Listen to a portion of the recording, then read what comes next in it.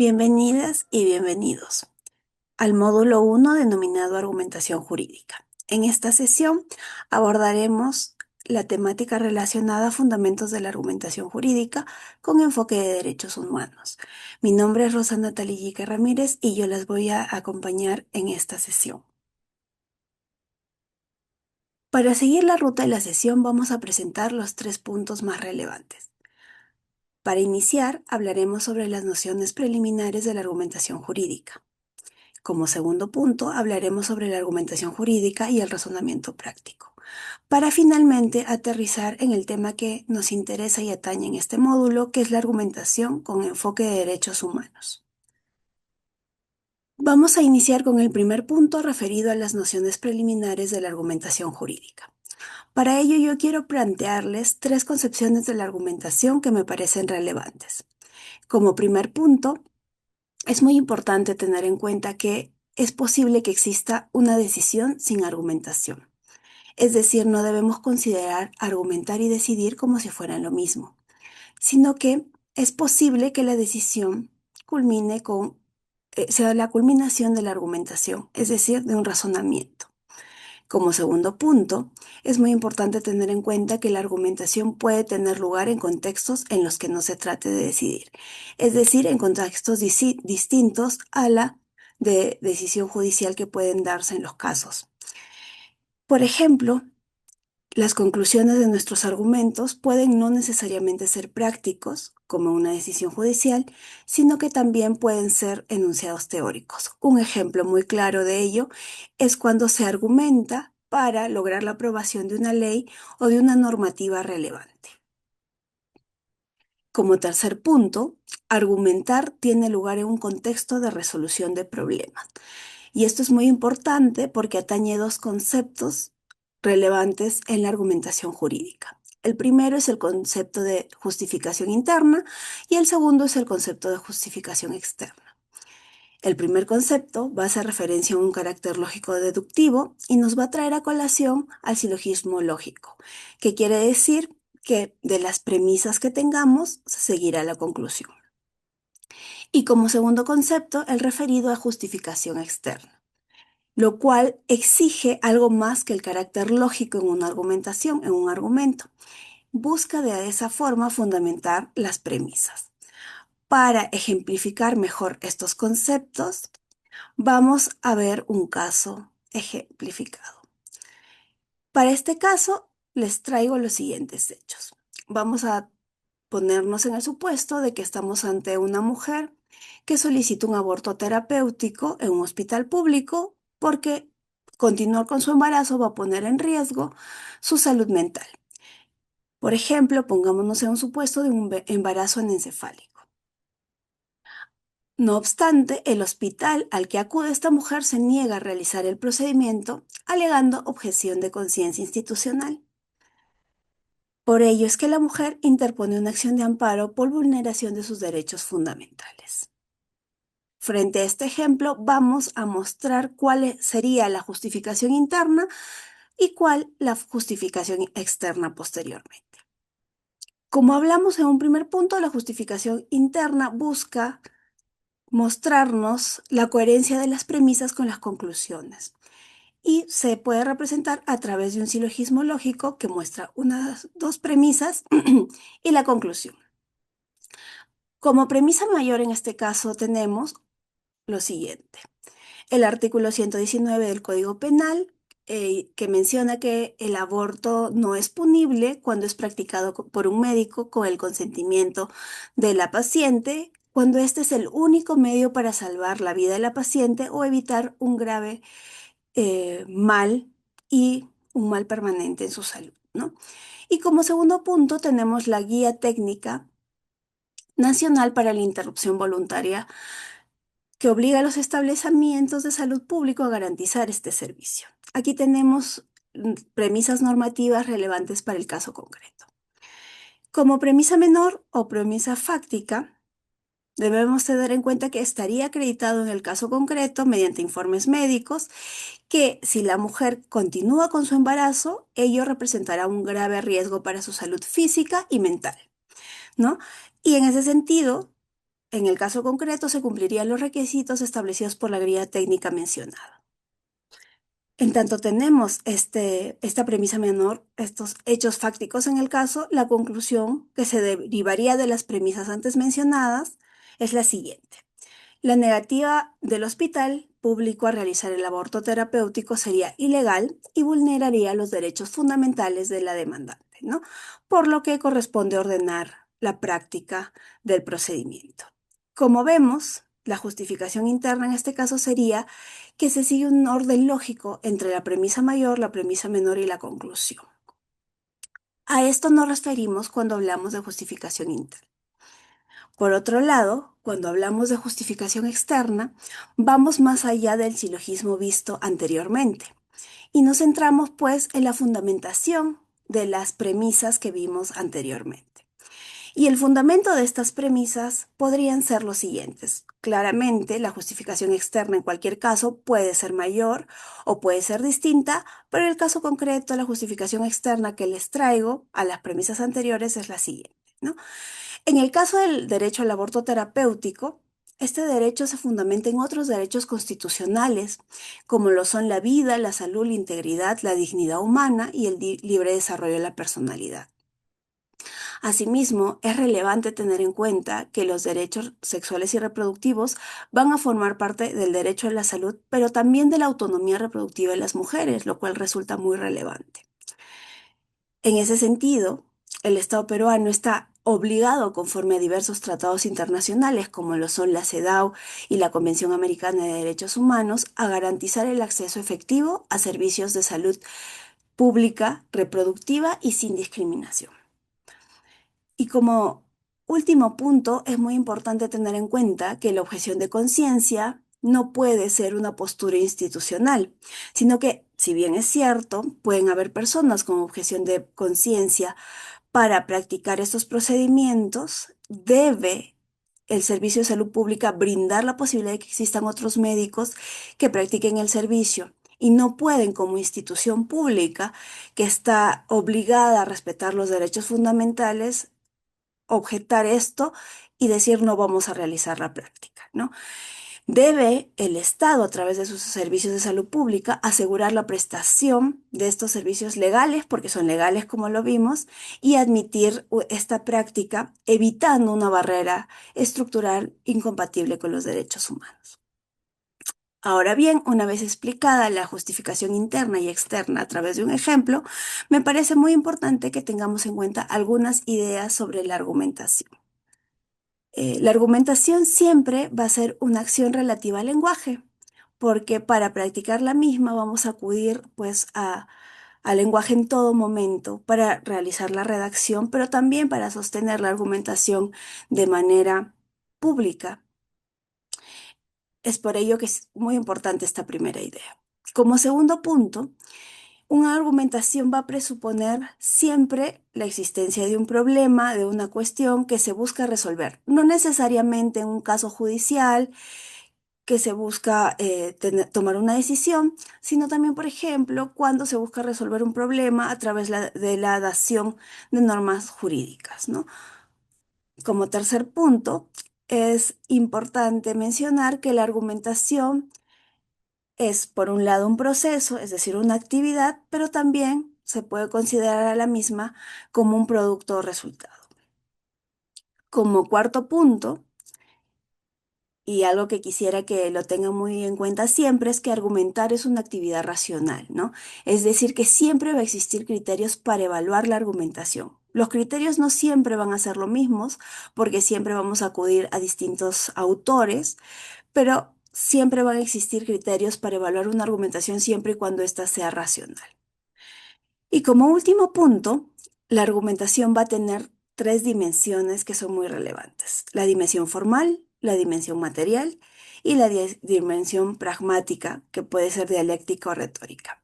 Para entender estas dimensiones y además entender la complejidad triple que tendría la argumentación en función a estas tres dimensiones, vamos a pasar a explicar unos ejemplos muy importantes.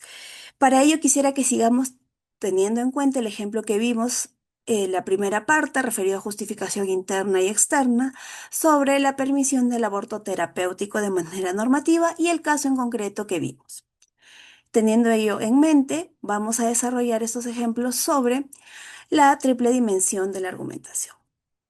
Por un lado, cuando nos referimos pues a dimensión formal de la argumentación, estamos hablando de la estructura lógica del razonamiento, es decir, cómo se conectarían las premisas con la conclusión, la premisa normativa, la premisa fáctica con la conclusión. Al tomar, por ejemplo, el caso del aborto terapéutico, la estructura que vimos de las premisas y la conclusión del ejemplo son la dimensión formal en este caso.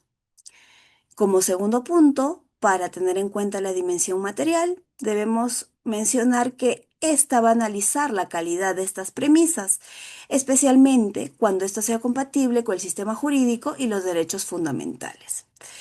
Para ello, por ejemplo, este análisis de calidad se va a realizar a través de las normas que sostienen el ordenamiento en el caso concreto que hemos visto el aborto terapéutico. Y estas normas son la Constitución, la CEDAW y la jurisprudencia en la materia, pero además el derecho fundamental al aborto, que está ligado a los derechos de salud, vida, dignidad, autonomía e integridad. En ese sentido, esto sería pues la dimensión material en el caso que hemos presentado. Y finalmente tenemos la dimensión pragmática. Esta dimensión va a estar referida pues al uso del lenguaje jurídico como práctica social y necesariamente va a responder a las siguientes preguntas, ¿no? ¿A quién se dirige la argumentación? ¿Con qué fines se realiza esta argumentación? ¿Y qué efectos busca producir la argumentación? Nuevamente, siguiendo el ejemplo que hemos puesto sobre la mesa, si nos preguntamos a quién se dirige la argumentación en el caso propuesto, la respuesta sería, por un lado, a la mujer, que busca que se le aplique su derecho al aborto terapéutico. Como segundo punto, a los médicos también, que se los busca convencer de que apliquen el procedimiento. Como tercer punto, al hospital también, ¿no? El hospital que no puede tomar una posición institucional, sino que tiene que responder en base a las obligaciones que tiene el Estado, porque es un agente estatal. Y como último punto, los jueces, ¿no? Porque los jueces también se los va a buscar convencer. En ese sentido, por ejemplo, el abogado de parte de la mujer buscaría convencer también a ellos. Como segundo punto, si respondemos en el caso concreto a la pregunta de que con qué fines se realiza esta argumentación, la respuesta es básica y es convencer de la legalidad de la decisión. ¿No? Como ya vimos, está permitido el aborto terapéutico debido al artículo del Código Penal y a la norma técnica en cuestión. Finalmente, si nos preguntamos qué efectos busca producir la argumentación, básicamente los efectos que busca producir son la garantización de los derechos sexuales y reproductivos. Para ver este ejemplo de manera esquemática e interiorizar la dimensión de la argumentación, les propongo el siguiente cuadro, en donde proponemos todas las dimensiones, la triple dimensión que hemos señalado. Proponemos que analiza cada una de estas dimensiones, asimismo los elementos claves de estas dimensiones y el ejemplo en el caso concreto, a manera de resumen. En ese sentido, al referirnos a la dimensión formal, lo que se busca al analizarla es la estructura lógica del razonamiento. Los elementos claves en este caso serían las premisas normativas y fácticas y la validez inferencial pues de estas premisas. Y el ejemplo en el caso concreto es que del artículo 119 del Código Penal, del riesgo acreditado para la salud de la mujer, se concluye que el hospital debe realizar el aborto terapéutico. Al hablar de la dimensión material, vamos a tener en cuenta que se analiza el contenido sustantivo de las premisas. En ese sentido, los elementos clave serían los derechos fundamentales, los principios constitucionales y los tratados de derechos humanos. Así, en el caso concreto, el aborto terapéutico protege los derechos a la salud, a la dignidad, a la integridad personal, a la vida digna, conforme pues lo que menciona la Constitución, pero también los tratados de derechos humanos como la CEDAW. Finalmente, cuando estamos hablando de la dimensión pragmática de la argumentación, el análisis de la misma estará referido al uso de discurso jurídico y de los efectos que esto puede tener en el auditorio o al público al cual se encuentra dirigido. Es importante tener en cuenta como elementos claves los destinatarios, la finalidad persuasiva que busca tener esta argumentación y las consecuencias prácticas que tendrá. En el ejemplo del caso concreto, la sentencia busca pues convencer al hospital para que puedan realizar el procedimiento, orientar además a los jueces y evitar futuras negativas al aborto terapéutico que, como ya vimos, es legal. Ahora bien, vamos a pasar al segundo punto de esta sesión, que está referido a la argumentación jurídica y al razonamiento práctico. Para ello me gustaría que tengamos en cuenta estas primeras ideas claves. Como primer punto, el derecho no es solo argumentación. Es verdad que muchos autores sostienen que el derecho en su mayoría es argumentación, es decir, en gran medida es argumentación, pero no es totalmente argumentación, pues tiene un lado burocrático, como es el lado administrativo, que no está necesariamente destinado a la argumentación. Como segundo punto, cuando hablamos de teoría de la argumentación jurídica, la mayoría de teóricos se ocupan del discurso justificativo de los jueces, es decir, del discurso que cada uno de los jueces utilizan para dar solución a un caso en concreto, ¿no? Para brindar una respuesta. Y como tercer punto, es muy importante ser conscientes de que la argumentación se aprende no solo de manera teórica, como lo estamos haciendo aquí, sino también de manera práctica. Por ello es relevante los ejemplos que estamos poniendo. En ese sentido, consideramos muy importante tener en cuenta estos campos de lo jurídico en los cuales se efectúan las argumentaciones. Por un lado, tenemos el primer campo referido a la producción o al establecimiento de normas jurídicas. Cuando hablamos de ello, es importante mencionar que para producir o establecer normas jurídicas se busca razones justificadas, ¿no? Como lo hemos mencionado pues en las primeras partes de esta videoclase. Ejemplos de ello, por ejemplo, tenemos, siguiendo el caso del aborto terapéutico, el artículo 119 del Código Penal, la norma técnica, y para establecer estas normas jurídicas hemos tenido en cuenta como razones justificadas, pues, la protección de los derechos humanos, como son los derechos sexuales y reproductivos, el derecho a la salud, el derecho a la vida digna, el derecho a la autonomía reproductiva, etcétera. Como segundo campo de lo jurídico importante es la aplicación de normas jurídicas a la resolución de casos, ¿no? En ese sentido, es importante justificar la aplicación de normas en determinados casos. En el caso del aborto, por ejemplo, está justificado aplicar el artículo 119 del Código Penal porque estamos frente a un caso en el cual la madre se encuentra en peligro, no solo para su salud, sino también para su vida.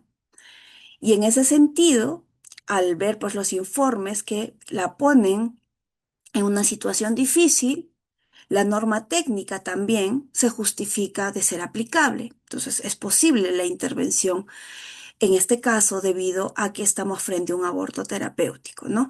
En ese sentido, se justifica porque en el caso en concreto que hemos venido viendo, se aplican estas dos normas. Y como campo final de lo jurídico en el cual se efectúan las argumentaciones que les traigo, es el referido a la dogmática jurídica. Y la dogmática jurídica va a estar destinada a suministrar criterios de producción y aplicación del derecho. En ese sentido, busca ordenar y sistematizar los criterios para aplicar, pero también para producir el derecho, ¿no? Y en el caso en concreto que tenemos, los ejemplos más claros son la existencia de precedentes vinculantes y jurisprudencia que puede existir en casos similares de aborto terapéutico, ¿no? Hasta aquí hemos visto lo referente a el campo de lo jurídico. Ahora bien, como hemos mencionado y como hemos indicado, la argumentación es una actividad racional y por ello me parece importante traer a colación el esquema básico de un argumento jurídico, teniendo en cuenta la idea de la aplicación del silogismo lógico aristotélico y de la técnica de la subsunción, como lo hemos visto en la primera parte de la exposición, pero ya de forma más concreta y de forma más interiorizada, y vamos a ver cómo este esquema básico de alguna manera puede presentar diversos problemas cuando nos encontramos frente a la solución de casos referidos a derechos humanos. El esquema básico que tenemos y que se presenta en un argumento es el esquema referido a la existencia de premisa normativa, donde tenemos un supuesto normativo, una norma. Como segundo punto tenemos la premisa fáctica o los hechos o indicios en un caso concreto, hechos interpretados. Y finalmente tenemos la conclusión. Esta conclusión a la cual se va a arribar es en función de las premisas y a través de un procedimiento denominado subsunción. Como vamos a ver más adelante, este procedimiento es bastante sencillo de realizar cuando estamos frente a normas reglas, pero a continuación vamos a explicar ello. Ahora bien, para entender el ejemplo del silogismo lógico aristotélico y los conceptos dados en la diapositiva anterior, vamos a mostrar el siguiente caso. En este caso, pues, estamos ante la premisa normativa del artículo 7 de la Ley General de Salud, que menciona que toda persona tiene derecho a recurrir al tratamiento de su infertilidad, así como a procrear a través del uso de técnicas de reproducción asistida, siempre y cuando la condición de madre genética y de madre gestante recaigan sobre la misma persona. En el caso en concreto, tenemos que Juana desea tener un hijo con Pedro, pero no es posible que se lleve una inseminación natural por una condición particular que presenta Pedro, por lo cual busca de alguna manera una solución a su caso. Cuando tenemos en cuenta la premisa fáctica y la premisa normativa, es posible realizar un procedimiento subsuntivo para llegar a la conclusión siguiente.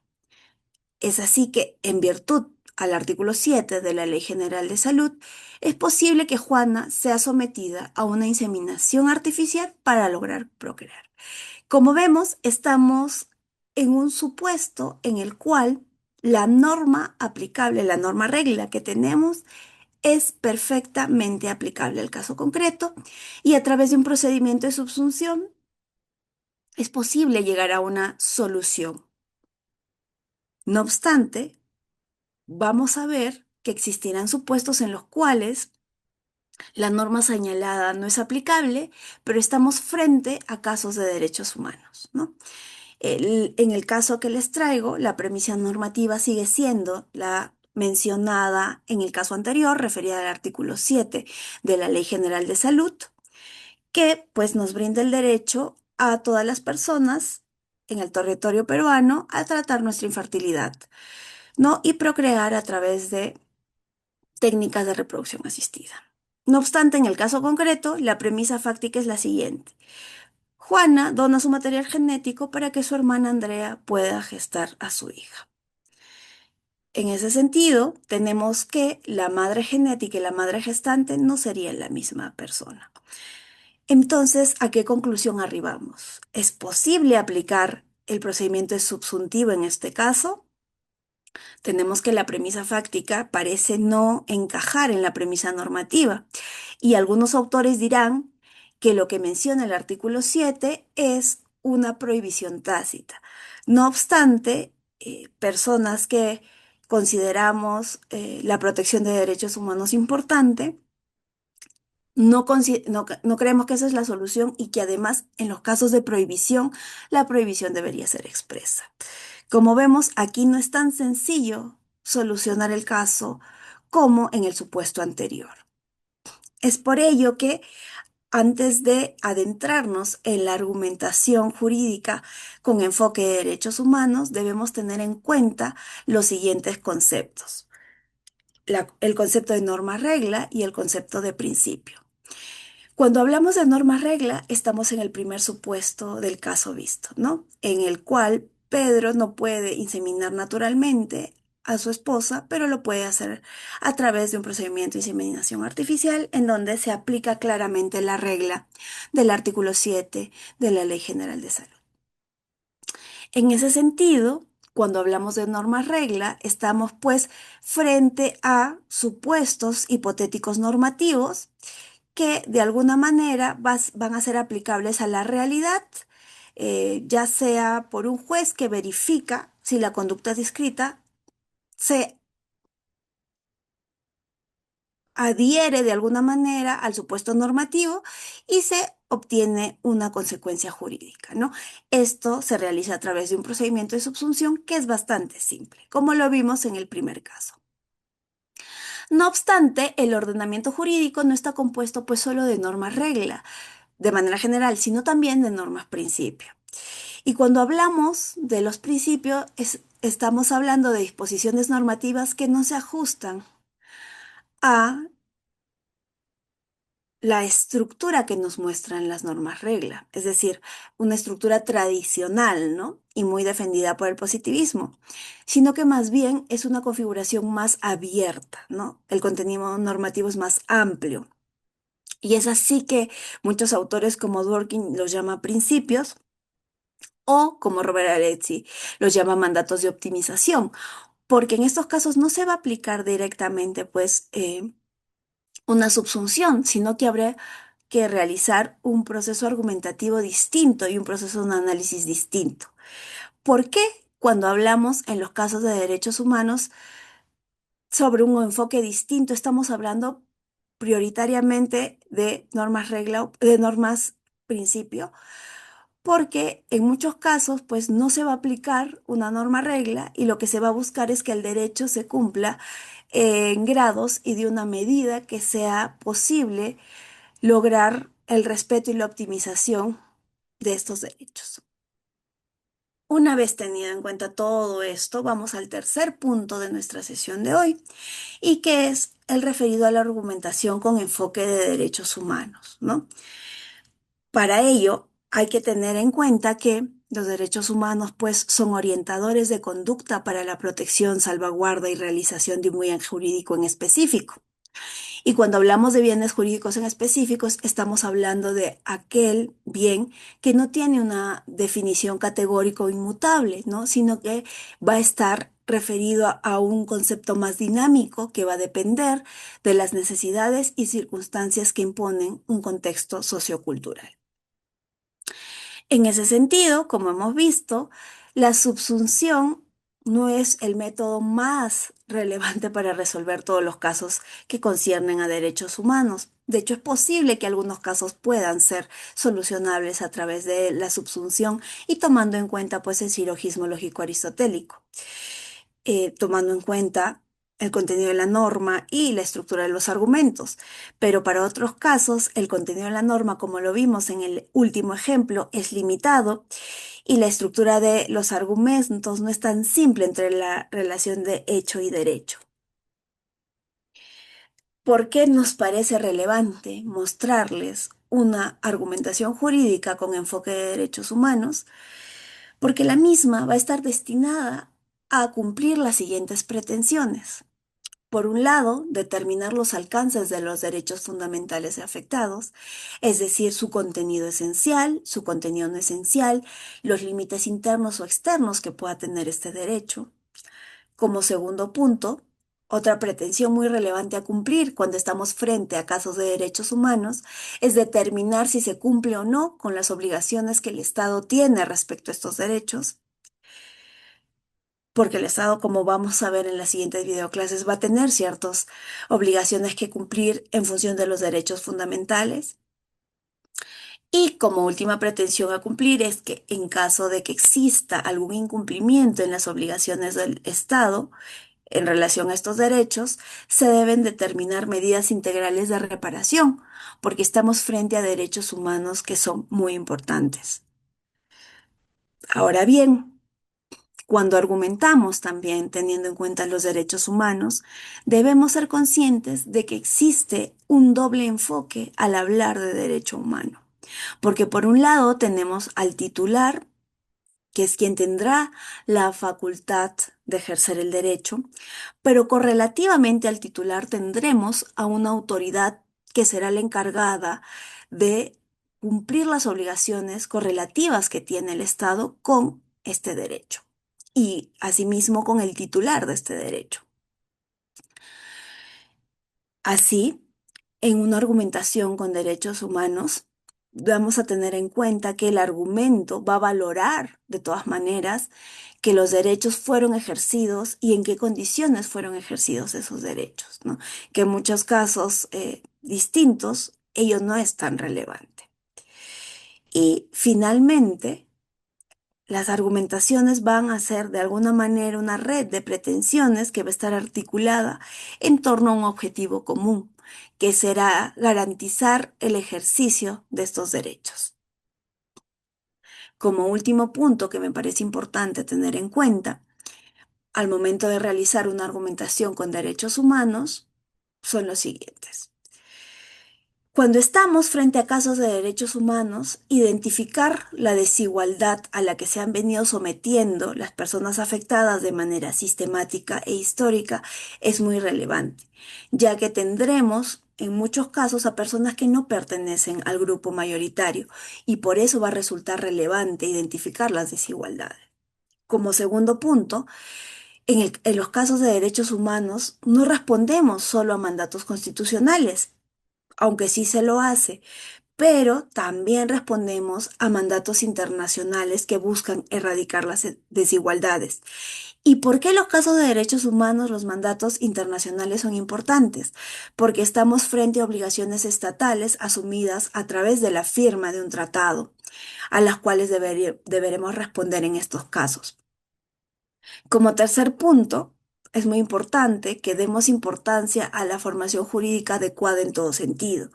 Es decir, si bien podemos conocer nuestra materia de manera óptima, también es muy importante conocer temas relacionados con no solo argumentación jurídica, sino derechos humanos o enfoques importantes para resolver los casos que sobre derechos humanos se puedan presentar.